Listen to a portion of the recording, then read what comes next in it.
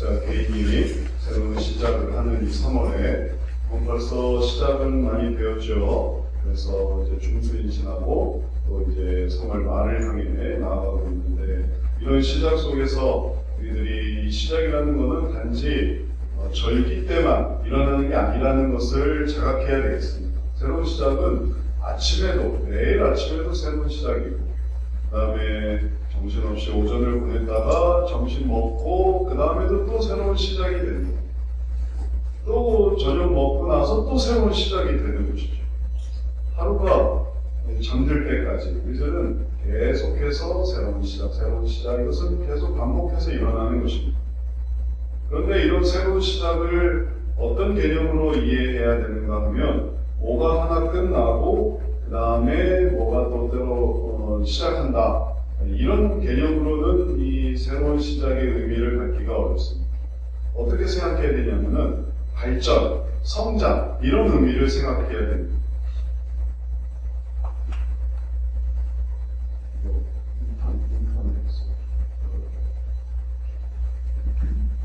유튜브에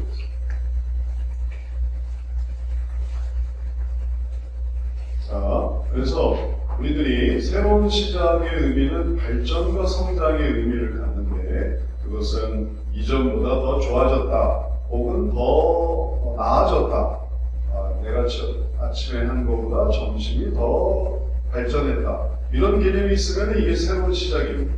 우리 인생이 그렇습니다. 우리가 작년보다 올해, 또 재작년보다 또 올해 이렇게 발전되는 의미가 있어야 이게 새로운 시작의 의미를 갖지, 퇴보한다고 생각해 보십시오.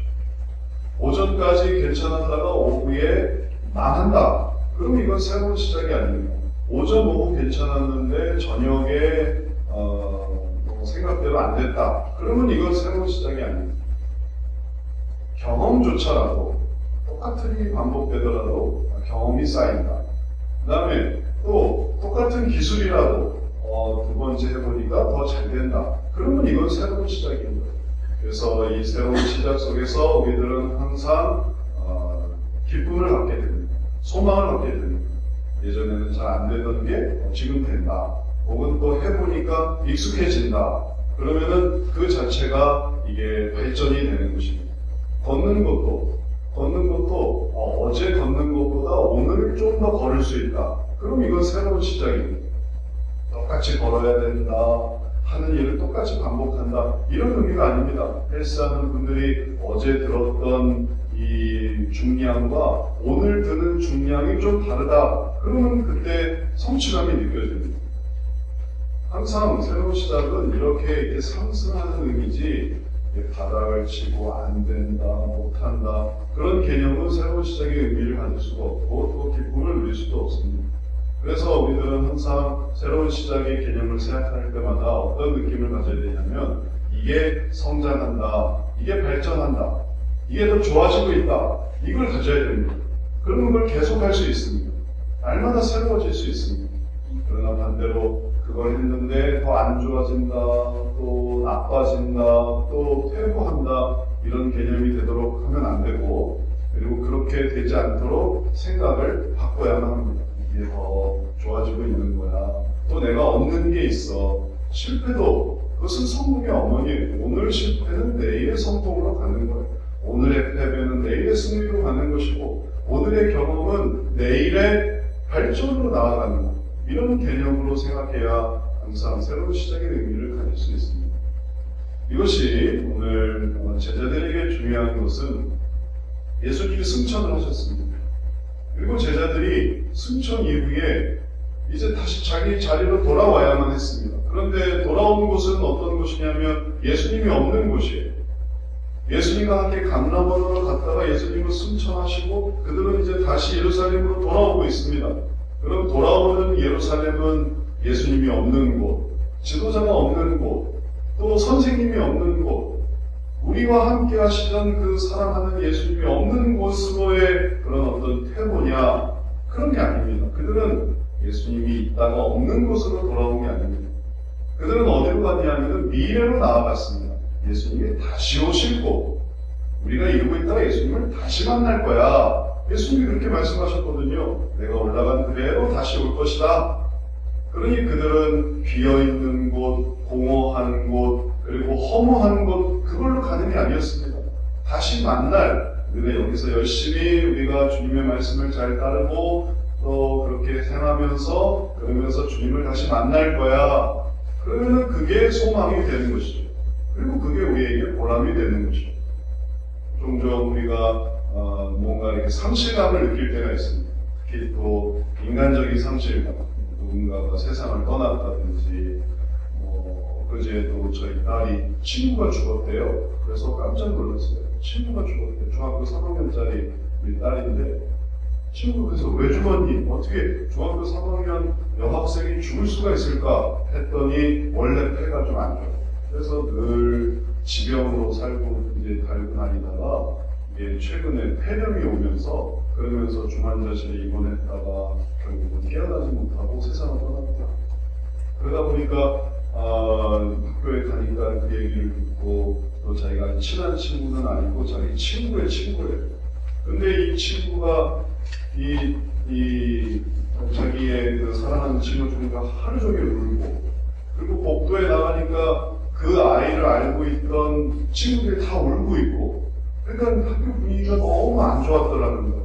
그리고 자기도 충격을 받고, 그래서 할머니한테 전화하고 아빠한테 그 얘기하고, 내가 처음 경험해보는 이 친구의 죽음에 이거 어떻게 받아들여야 될지 모르겠어요. 그래서 말을 해주는 게 소망, 만날 소망, 그리고 또 함께 있었던 기억, 때로는 반려동물을 먼저 보내는 경우도 있습니다. 사랑하던 고양이, 사랑하던 개, 그런 어떤 생명의 그런 어떤 사라짐을 경험하면서 우리들은 그럼 이제 그 비어있는 삶을 살아가는가? 그런 게 아니고 있었던 것을 기억하고 거기서 얻게 되는 미래에 대한 소망, 또 다시 만날 또 기대, 그리고 또 그 속에서 얻게 된 것을 앞으로 더 발전시킬 수 있는 미래의 성장을 생각하면 그럼 이거는 새로운 시작이 되는 거죠. 안 그러고 과거로 내려가는 겁니다. 그때 그랬지, 그때 그랬는데 지금은 없고, 그러면은 바닥을 치게 돼 있어요. 바닥을 향해 나아가는 거예요. 그러면 하루 종일 우는 게 아니라 한 달 내내 울거나, 한 달 내내 우는 게 아니라 1년 내내 울거나, 인생 전반적으로 울음에 빠지는 경우도 있습니다. 미래를 향해서, 하나님이 보여주시는 미래를 향해서 나아가면 올라갈 수 있습니다. 이제 그들이 어떻게 미래를 향해서 나아가는가를 보십시오. 제자들이 감람원이라 하는 산으로부터 예루살렘에 돌아오니 이 산은 예루살렘에서 가까워 안식일에 가기 알맞은 길이라. 그들의 상황이 있습니다. 그들의 상황이 얼마나 실제적인가 보십시오. 이 실제적인 상황 속에 우리의 상황도 있습니다. 우리의 상황을 비추어보기 위해서 그들의 상황을 보는 거예요. 감람원, 예루살렘.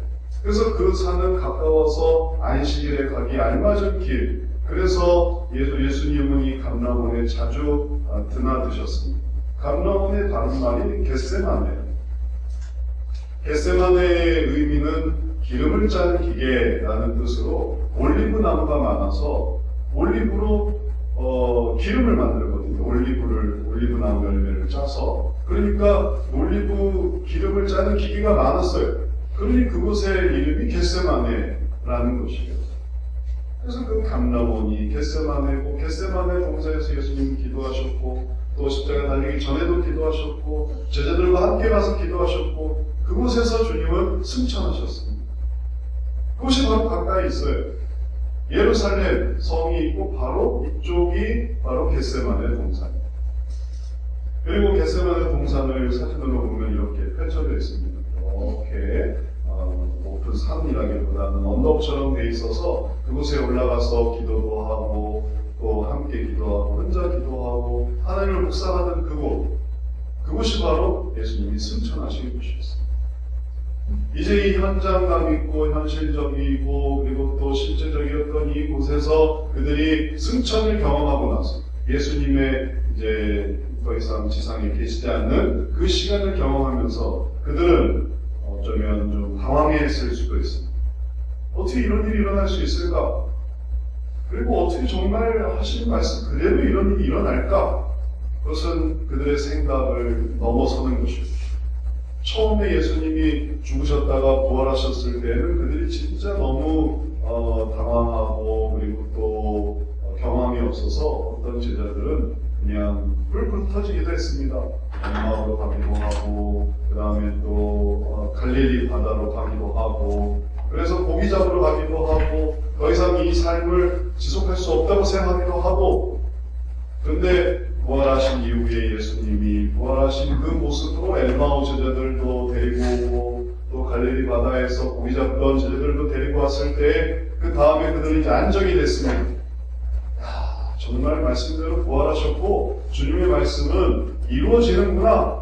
그러니 이제 이 승천의 이 경험을 하게 됐을 때 그들에게 나타난 일이 있는데 이 나타난 일은 더 이상 두렵고 공허하며 혹은 또 낙심되는 그런 일이 아니었습니다. 하나님의 뜻이 있겠지. 이 태도가 달라진 거예요. 죽으셨다가 부활하신 다음에는 적응이 안 돼서 흩어지기도 했지만 이제 부활하신 후에 승천하신 다음에는 그들이 흩어지지 않았습니다. 그들이 할 수 있는 일을 보았어요. 나타난 일은 이런 건데 나타난 일은 할 수 있는 일은 이런 거다. 자기가 할 수 있는 일을 향해 나아가기 시작했어요. 과거를 향해 나아가는 게 아니라 미래를 향해 나아가는 거죠. 그러니 그것이 새로운 시작이 되는 것이죠. 어떻게 이런 일이 있을 수 있을까? 어떻게 내 생각과 다르게 어떻게 상황이 이렇게 될까? 근데 그것은 나타나는 일이에요. 사실 우리가 항상 모든 일을 다 계획하고 생활할 수는 없습니다. 저는 저희 아버님 돌아가실 때 항상 가시는 건 다 포기했어요. 가시는 건 포기했어요. 그렇게 생각했어요. 가시는 걸 못 볼 줄 몰랐어요. 한 번도 그런 생각을 해본 적이 없어요. 내가 기도 많이 했고 그리고 또 항상 같이 있으니까 그래서 돌아가시는 건 또 볼 수 있을 거야. 그래서 호스피스 병원에 가서 그래서 늘 가까이 왔다 갔다 하면서 돌아가시는 건 꼭 봐야지 그러고 있었는데 호스피스 병원에서 갑자기 전화가 와가지고 위급하시다고 해서 그래서 가족들 데리고 가는데 그날따라 왜 이렇게 차가 막히는지 그리고 차가 너무 막혀가지고 빨리 가야 되는데 빨리 가지 못하고 딱 도착하니까 돌아가셨더라고요. 그래서 그때 너무 어이가 없었어요. 너무 울기도 했고 너무 좌절스러웠어요. 어떻게 돌아가시는 걸 못 볼까? 근데 우리가 나타나는 일에 대해서는 우리 뜻대로 되는 게 아닙니다. 자신할 수 있는 게 아닙니다. 내 건강에 대해서, 내 삶에 대해서, 내 현재 상태에 대해서 어떻게 그렇게 될 수 있을까 하는 일들이 일어나요. 나타나는 일들이 일어나요. 근데 그 다음엔 어떻게 되겠습니까? 못하는 거, 안 된 거, 못 본 거 그걸 가지고 붙들고 거기서 하루 종일 그러고 있어야 되겠습니까? 그래서 제가 너무 억울하고 또 안타깝고 그래서 막 엉엉 울고 있으니까 이제 그 호스피스 담당하시는 분이 와서 저한테 얘기를 하더라고요. 너무 크게 우니까 환자들한테 너무 좀 걱정이 됩니다. 진정하세요. 근데 제가 정신이 번쩍 들려요. 내가 지금 너무 지나치게 울고 있구나. 너무 지나치게 울고 있구나. 그래서 정신이 번쩍 들어서 예, 죄송합니다. 제가 이렇게 환자들한테 너무 피해를 줘서 죄송합니다. 그리고 나서 내가 이제 뭘 해야 되지? 그 다음부터 상조에서 전화하고 그 다음에 또 병원 예약하고 그 다음에 또 뭐 절차 어떻게 되고 또 그때 제가 또 형제들 또 외국에 가 있어 제가 상주였단 말이에요. 그래서 제가 상주로서 해야 될 일을 내가 할 수 있는 일 하자. 그러면 정신없이 장례를 치르고 나니까 그 다음에 또 안정이 되더라고요. 할 수 있는 일. 그 다음에 내가 뭘 해야 될까? 그러면 그 하는 일은 미래로 나아가는 거지 과거를 붙드는 게 아닙니다. 떠난 사람은 떠난 것이고 그건 하나님의 뜻에 의한 것이고 떨어진 건 떨어진 거고 또 사라진 건 사라진 거고 없어진 건 없어진 거고 나타난 일은 어쩔 수가 없어요. 그건 하나님께 달려있고 그럼 이제 우리들은 할 수 있는 일이 뭘까? 이제 그 다음에 이걸 어떻게 할 수 있습니까? 우리가 인생에서 여러 가지 일들을 겪습니다. 원치 않는 일, 그 사람은 왜 저러지? 또 이런 일은 왜 이렇게 일어나지? 또 이 상황엔 어떻게 하면 좋지? 어떻게 이런 일이 일어날 수 있을까? 그걸 가지고 붙들 필요가 없습니다. 그 다음에 내가 뭘 해야 될까를 생각하면 되는 거예요. 얼마 전에는 제가 교회 와서 이제 기도하면서 자고 있었는데 집에서 전화가 온 거예요. 집에서 비상벨이 울리는데 비상벨을 끌 수가 없다는 거예요. 나중에 알고 보니까 한전에서 전원이 차단이 되면서 이 집의 이제 전체 그게 이제 그 집 근처에 전체가 다 그런 상황이었다고.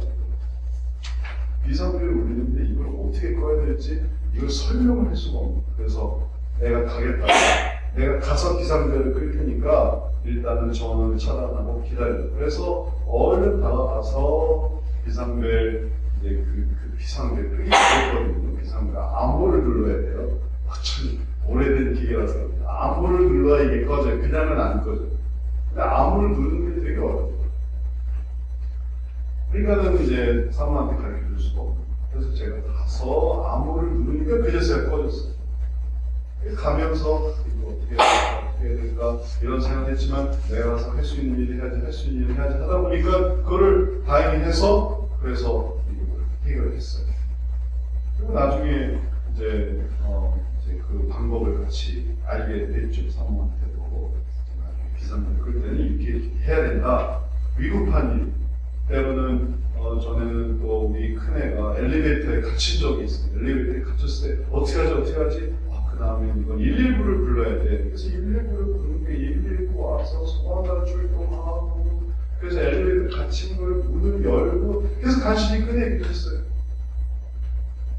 일어난 일에 뭐 어떻게 하지만 하고 있으면 그럼 뭐 하겠습니까? 나타난 일에 대해서 그냥 괴로워하고 있으면 어떻게 되겠습니까?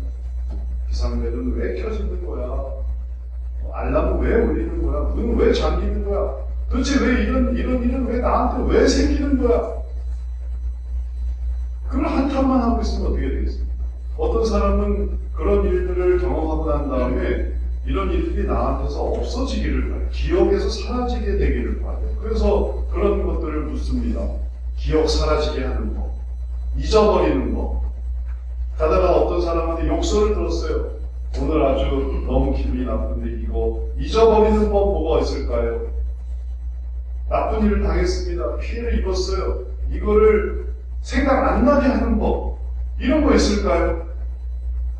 그건 과거에 대해서 하는 나타난 일을 없애려고 한다는 자체가 이미 일어난 일을 바꾸려고 한다는 자체가 불가능한 일을 붙들려고 하는 거예요.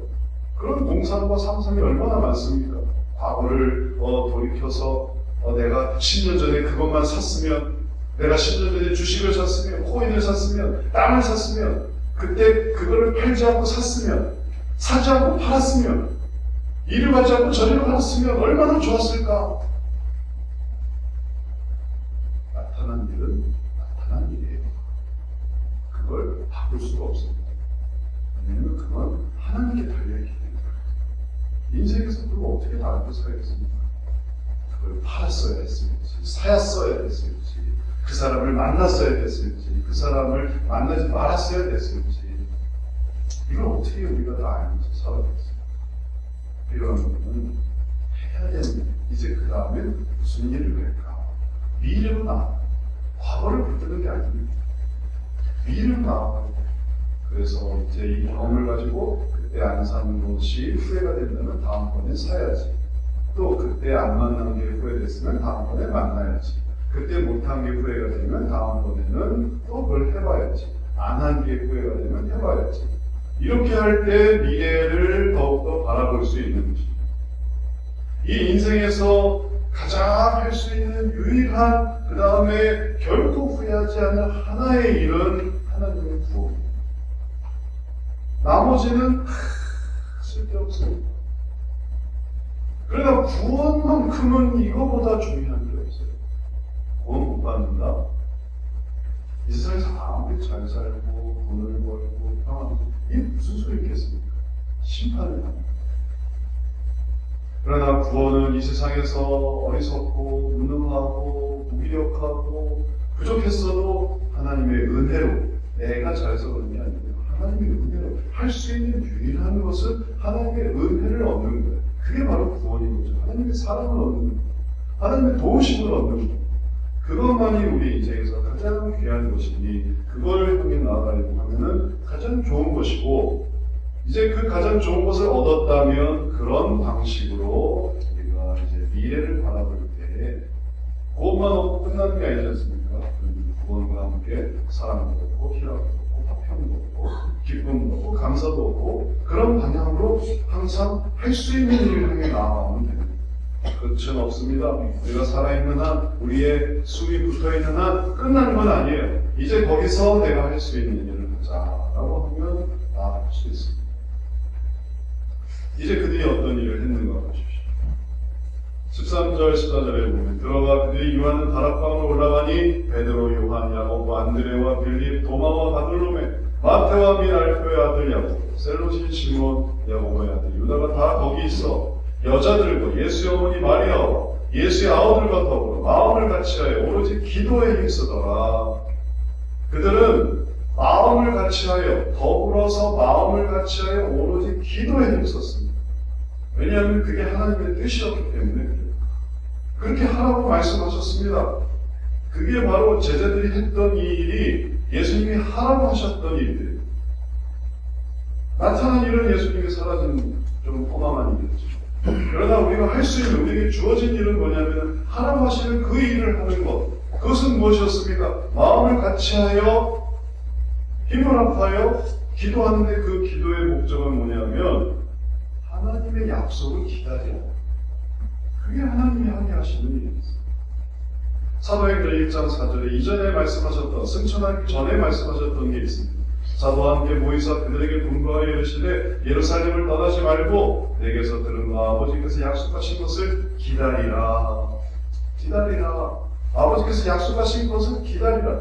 그분이 이제 성령인데 성령을 기다리라. 그게 바로 예수님께서 명령하신 것이에요. 거기에 순종했습니다.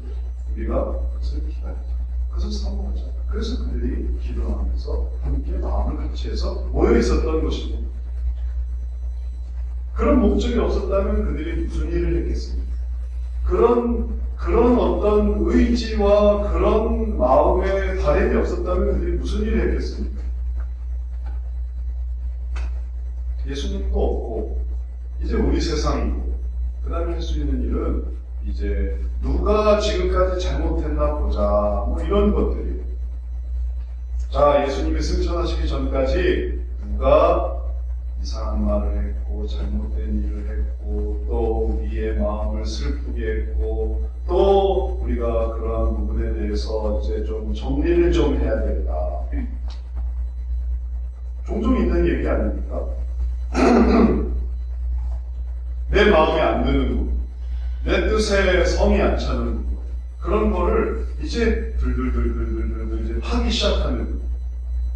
애초에 목표가 없으니까 아버지 약속하신 것, 하나님 주실 것, 여기에 대한 목표가 없으니까 그 다음에 내 마음에 안 들었던 거, 섭섭했던 거, 원망스러웠던 거 이런 것들이 중요해지는 거예요. 그래서 제자들끼리 너 왜 그때 바다로 갔어? 너 왜 그때 엠마오로 갔어? 너 왜 그때 그런 말 했어? 너 왜 그때 도마는 여기 올 자리가 아직 아니다. 도마는 예수님을 부인하지 않았느냐?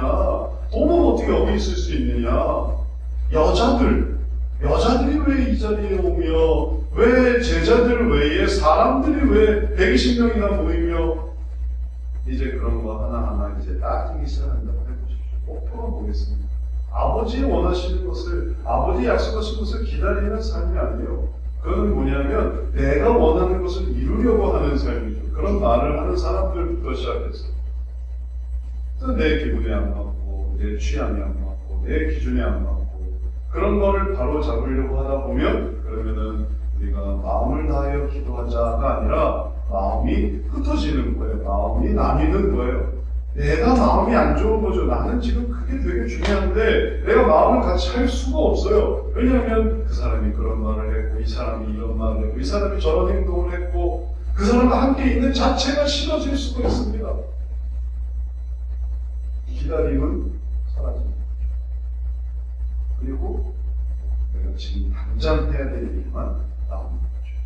기다리지 못하는 사람들의 심성을 생각해 보십시오. 당장 얻어야 돼.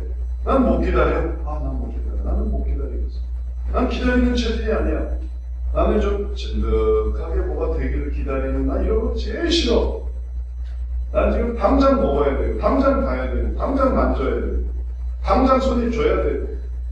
나는 단기간에 나는 그러지 않으면 견딜 수가 없어. 나는이라는 거죠. 나는 내 성품은, 내 성격은, 내 성향은. 그러니 그것 때문에 계속 뭔가 할 때마다 또 내가 해야 될 것들도 바뀌는. 그러면 새로운 변화나 새로운 시작이나 새로운 발전이나 이런 그거는 물 건너 가는 것입니다. 새로운 발전, 새로운 시작, 그 모든 것은 나에 있는 게 아니라 그거는 하나님으로부터 오는 것이고, 거기서 하나님이 약속하시는 것을 얻는 것이죠. 내가 하는 게 아니에요. 천국은 내가 만드니까 하나님이 만든 것이죠. 생명은 내가 창조하는 것이니까 내가 가진 이 생명도, 내가 언젠가는 버릴 수밖에 없는 이 생명도, 이 생명을 내가 할 수 없다는 걸 내가 내 육체로부터 느끼지 않습니까? 저는 최근에 손가락이 잘 안 움직이는 걸 경험하면서 깜짝 놀랐어요. 손가락이 잘 안 움직여요. 영증인 것 같아요. 영증. 손가락, 영증이 생긴 것 같아요. 나이가 들어보면 타자를 많이 치고, 어떤 사람은 손목이 안 움직여요. 손목에 아대를 하고 또 다니는 사람이 있어요. 왜 손목은 항상 편하지 않습니까? 왜 눈은 항상 일정하지 않습니까? 눈은 흐려지고, 또 숨 쉬는 건 힘들어지고, 왜 다리는 아프고. 자, 이게 내 몸을 내가 어떻게 할 수 없다는 게 뭘 보여줍니까? 점차 내가 죽어가고 있다는 뜻이에요. 그러니 생명은 내게 아픕니다. 그걸 새롭게 해주실 수 있는, 손이 안 아프게, 혹은 관절이 안 아프게, 허리가 안 아프게, 속이 안 아프게 할 수 있는 분은 애초에 생명을 만드셨던 하나님께 있는 거죠. 그러니까 그 하나님으로 향해 나아가려고 할 때만이 옛날 것은 버리고 새로운 것으로 얻는 것이지, 내가 지금 있는 걸 어떻게 해서든지 이걸 뭐 주름살도 안 생기게, 혹은 흰머리도 안 나게, 혹은 다리도 안 아프게 하려고 하면 할수록 그건 막아낼 수가 없습니다. 죽음도 마찬가지예요. 누구는 죽고 싶어서 죽습니까? 이른 나이에 아이들을 두고 떠나야 하는, 암으로 세상을 떠나는 어머니의 기사를 보면서 죽고 싶어서 죽는 사람이 어디 있어요?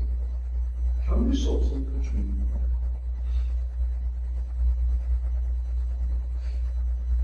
이제 우리가 하나님께서 약속하신 그걸 바라볼 때에 육신의 삶은 후패하지만, 그러나 우리의 마음은 새로워져서 주님으로부터 새로운 것을 얻는 거예요. 새로운 눈, 새로운 육체, 새로운 정신, 새로운 시간을 얻는 거예요. 주님으로부터 얻는 거죠. 그래서 주님께 나아가는 것이고, 그래서 주님의 말씀을 따르는 것이 중요한 것이죠. 그래서 기다리는 게 중요하다는 것이죠. 기다리는 게 중요하다. 안 기다리면 그럼 내가 뭘 해보려고 하고, 그러면 다 망가뜨리게 되겠어요. 이제 제자들이 바로 그러한 일을 해서 가장 지혜로운 일을 했습니다. 변화되는 그 새로운 상황 속에서 그들이 어떻게 통제할 수 없고 그들이 막아낼 수 없는 그 모든 새로운 상황 속에서 인간은 늙기 마련이고, 또 옛것은 또 새 것은 옛것이 되기 마련이고, 새 것은 그 봉투를 뜯는 순간부터 새가 이제 헌 것이 되는 거예요. 뜯기 전과 뜯고 난 다음이 다르는 거예요. 인간도 마찬가지입니다. 젊을 때처럼 그렇지 않아요. 나이 들면 다 그렇습니다. 연인의 사랑도, 혹은 한 사람의 의지도 나이가 들면 변해집니다. 달라져요. 퇴보됩니다. 그러나 그 모든 이 쇠락하는 모든 것에서 가장 지혜로운 것은 하나님께서 보여주시는 바로 그것을 하려고 합니다. 그러면 거기서 새로운 시작이 일어납니다. 내가 상황을 바꿔서가 아니라 그 속에서 하나님의 뜻을 이루려고 하면서 그 지혜로운 속에서, 그래서 내가 하지 못했던 새로운 일이 시작이 됩니다. 사도행전 8장에 보면 빌립이 에디오피아 내시를 만나는 장면이 나옵니다. 빌립이 성령의 인도함으로 광야로 내려갔습니다. 멀쩡하게 잘 전도하며 그리고 또 주의 사역을 하던 빌립을 하나님께서는 광야로, 성령께서는 광야로 가게 하셨어요. 예루살렘에서 가사로 내려가는 그 길이었는데 광야에 뭐가 있겠습니까? 아무것도 없어요. 광야 생활 그 자체, 광야로 내려가는 그 길. 그러나 그 길은 헛된 길이 아니었어요. 그 길에서 빌립이 만난 사람은 에디오피아 내시였고, 에디오피아 내시에게 다가가서 이야기를 하면서 에디오피아 내시가 주님을 만나고 주님을 믿게 되었습니다. 그러니까 그 만남은 얼마나 귀중한 만남이었는지. 그러나 만약 빌립이 광야로 내려가라고 해서 광야로 내려가는데 이만큼 나와가지고 내가 왜 이 광야 생활을 해야 되며, 내가 왜 여기서 이러고 있어야 되며, 내가 왜 누군가를 만나야 되는지, 내가 왜 그런 일들을 해야 되는지 불평하고 불만스러워하고 그랬으면 그의 삶은 큰 의미가 없었겠죠. 그건 아무것도 아닌 거죠. 해보죠. 사람이죠. 그러나 그는 기다렸습니다. 주의 뜻이 있겠지. 우리가 이 광야 생활, 내가 광야 생활을 하는 게 내가 낮아질 수도 있지. 허리가 아플 수도 있고, 무릎이 아플 수도 있고, 눈이 안 보일 수도 있고, 흰머리가 날 수도 있고. 하지만 이 광야 생활에 하나님의 뜻이 있겠지. 그 뜻을 기다렸지. 그러니까 이게 새로운 시작이 되는 거예요. 그 새로운 시작 속에서 내가 할 일이 바로 에디오피아 내시를 만나서 그에게 복음을 전하는 일이고, 그렇게 복음을 전하니까 이 에디오피아 내시가 자기 나라로 돌아가서 예수님을 믿기 시작했어요. 에디오피아 내시가 에디오피아를 복음을 전하는 가장 큰 근원이 되었어요. 그러니 우리가 이 새로운 시작을 생각하면서 주의 인도하심을 기다릴 수가 있겠습니다. 기다려야죠. 그리고 사모해야죠. 주의 뜻이 있어서 사모해야죠. 그리고 하나님께서 주시는 지혜와 능력으로 채워질 수 있습니다. 그럴 때 마음이 안정되고 그래 기다리면 되지. 기다리자. 뜻이 있겠지. 그러면은 지혜가 생겨요. 능력이 생겨요. 감정이 막 솟구쳐서 주체할 수 없는 그 짜증과 분노와 의심과 불안과, 그래서 내가 이거를 해결해야만 한다는 그 고정관념에 사로잡힐 필요가 없어요. 기다려야죠. 사모하자. 그리고 준비해 주신 지혜와 능력으로 채워지자 하면 그 기도하는 가운데 베드로의 마음속에 놀라운 생각이 떠올랐습니다. 하나님의 인도하심을 알게 됩니다. 그걸 하려고 하니까 벌써 마음이 하나님을 향해서 인도하심을 받으려고 하니까 마음에 선택이 생기고 이걸 이렇게 해야 되겠구나. 그 순간에 다양한 선택이 있는데 지금 내가 해야 될 거는 바로 이런 거구나. 이게 바로 하나님의 인도하심이구나. 그걸 이해하게 되니까 그걸 행하는데 주저할 수가 없었습니다. 그래서 베드로가 그 생각을 진행시키고 있습니다. 그것은 뭐냐면 형제들 가운데서 일어나서 이렇게 말을 했습니다. 모인 우리의 수가 약 120명이나 됩니다. 그때 베드로가 그 형제들 가운데 일어서서 이르되, 가장 중요한 일들이 이루어지고 있어요. 새로운 제자를 선출하자. 기도만 한 게 아니에요. 그 기도가 의미 있다는 것은 그 기도가 하나님의 일들을 사모하고 하나님의 일을 해야 되겠고, 그러다 보니까 우리에게 부족한 걸 채워야 되겠고, 그러다 보니 새로운 제자를 선출하자라는 12명이었는데 한 명 가론유다 나가고 11명이었어요. 11명으로 주의 일을 하는 게 아니라 우리가 한 명 더 채워서 12명으로 주님의 일을 하자. 사람을 세우자라는 거예요. 그 이미 자기 갈 길을 간 가론유다는 제외하고 이제 빈 자리, 거기에 사람을 세워서 주님께서 하실 그 일에 우리가 준비하자라는 것입니다. 그것을 구체적으로 말하면 하나님의 인도하심을 받으면서 이게 할 일이 분명해진 거예요. 하나님의 인도하심 속에 지금 내가 해야 되는 게 바로 이런 거구나. 이게 아주 분명해진 거예요. 그래서 그 분명한 할 일 속에서 이렇게 말합니다. 그 다음에 우리가 읽지 않았지만 항상 우리와 함께 다니던 사람 중에 하나를 세워 우리와 더불어 예수께서 부활하심을 증언할 사람이 되게 하리라 하거늘. 그래서 함께 다니는 사람 중에 한 사람을 세워서 그래서 부활하심을 증언할 사람이 되게 하자. 지금 있는 사람도 내릴 수 있는 그런 상황이지만 베드로가 하나님의 일들을 사모하니까 없는 사람을 세울 생각을 하는 거예요. 인간적이었다면 있는 사람도 이게 부족하고 저게 부족하고 그래서 끌어내릴 수 있었지만 그건 인간적인 생각이고 하나님의 나라를 증거하고 주의 부활을 증거할 생각을 하니까 그 다음에는 한 사람을 더 세워서 함께 다니던 사람 중 그래서 이걸 증언할 한 사람을 더 세웁시다 해서 그 이야기로 그가 사람을 세워나가는 일을 하게 되었습니다. 이제 우리의 새로운 시작의 의미가 이런 것입니다. 기도하면서 하나님의 뜻을 사모하고 본질적으로 해야 하는 일을 깨닫게 될 때 앞으로 하나님이 이루실 그 일을 준비하는 사람이 될 수 있고 그 일을 준비하는 것이 바로 새로운 시작이 되는 것이죠. 하나님의 일을 준비해서 그 일을 활용하는 사람이 준비되는 사람입니다. 그리고 그게 하나님의 뜻에 맞는 것이죠. 우리의 고민이 어디 있는가 한번 생각해 보십시오. 우리가 결정하는 것이 어느 쪽으로 가는가 한번 생각해 보십시오. 어떻게 하면 끌어내야 될까? 여기에 우리의 관심이 있습니다. 어떻게 하면 그만둘까? 어떻게 하면 그를 더 못하게 할까? 이런 것에 우리의 관심이 있습니다. 그러면 하나님의 그 새로운 시작과 성장과 발전을 생각하는 게 아니에요. 베드로가 제자들과 함께 기도하면서 세운 것은 어떻게 하면 세울까를 생각했죠.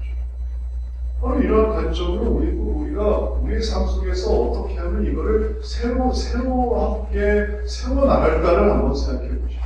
그러면 이게 새로운 시작이 됩니다. 우리 가족들을 어떻게 하면 세워나갈까? 어떻게 하면 더 좋게 만들까? 그러면 그는 주의 약속하심을 기다리는 거죠. 우리 가족들도 참 문제가 많으니 그걸 어떻게 하면 내릴까? 혹은 못하게 할까? 그만두게 할까? 이렇게 생각하면 그러면 그것은 새로운 시작이 아닙니다. 그것은 이제 고통이 시작인 거죠. 발전이 시작되는 게 아닙니다. 그러면 슬픔이 시작되는 거죠. 내리려고 하고 없애려고 하고 끊으려고 하고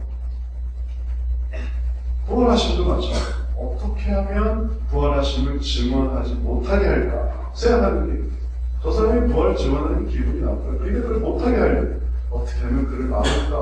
어떻게 하면 그의 손발을 묶을까? 어떻게 하면 그냥 아무것도 못하게 할까?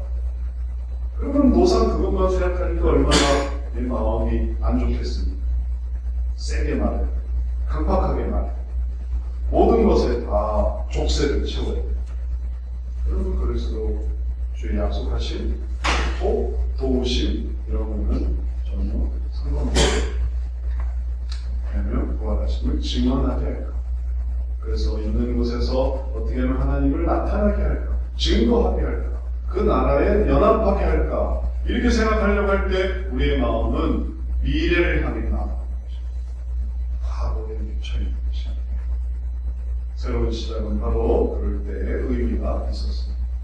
이제 말씀을 마치겠습니다. 우리가 새로운 시작을 생각하면서 주님의 말씀이 무엇이었는가 생각해봅니다. 주님의 말씀은 우리로 하여금 기다려, 주의 약속하신 것을 기다려, 그것을 우리의 삶 속에 더 풍성한 것으로 다가옵니다. 주님의 나라를 기다리고 주의 축복을 기다리고 주의 도우심을 기다리고 주님의 응답하심을 기다리고 주님의 세우심을 기다리고 그것을 기다리며 우리도 나아가며 이제 그런 방향을 생각할 때 삶이 세워질 것입니다. 이렇게 주의 말씀에 순종해서 삶을 세워나가는 귀한 성도 되시기를 주의 이름으로 축원합니다.